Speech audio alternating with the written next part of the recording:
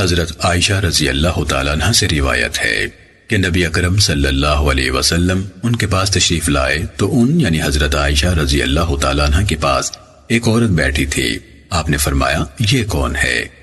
انہوں نے کہا فلاں عورت ہے، یہ رات کو بالکل نہیں سوتی، اور اس کی نفل نماز کا ذکر کرنے لگی۔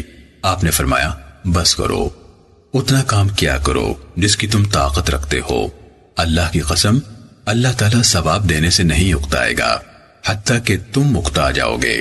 دین کے کاموں میں سے اللہ تعالیٰ کو سب سے زیادہ پسند وہ ہے جس پر عمل کرنے والا ہمیشہ کی کر سکے۔ سنن نسائی حدیث نمبر 5038۔ حضرت ابو سعید خدری رضی اللہ تعالیٰ عنہ سے روایت ہے کہ رسول اللہ صلی اللہ علیہ وسلم نے فرمایا وہ وقت قریب ہے جب مسلمان کا بہترین مال بکریاں ہوں گی جن کو لے کر وہ پہاڑی چوٹیوں یا بارشی علاقوں میں چلا جائے گا تاکہ اپنے دین کو فتنوں سے بچائے۔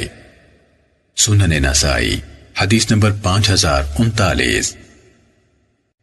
حضرت ابن عمر رضی اللہ تعالیٰ عنہ سے روایت ہے کہ رسول اللہ صلی اللہ علیہ وسلم نے فرمایا منافق کی مثال اس بکری کی طرح ہے جو بکرے کی طلب میں دو ریوڑوں کے درمیان رہتی ہے، کبھی اس ریوڑ میں جاتی ہے کبھی اس ریوڑ میں، اس کو تسلی نہیں ہوتی کہ کس ریوڑ کے ساتھ رہے۔